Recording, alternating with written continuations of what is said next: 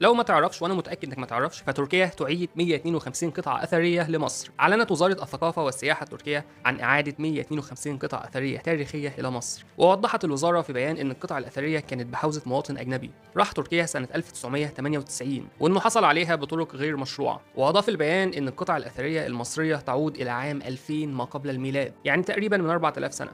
وبالتالي وقعت مصر وتركيا مذكره تفاهم في مجال السياحه بالعاصمه انقره، والتوقيع جرى بمشاركة وزير الثقافة والسياحة التركي ووزير السياحة والآثار المصري شريف فتحي.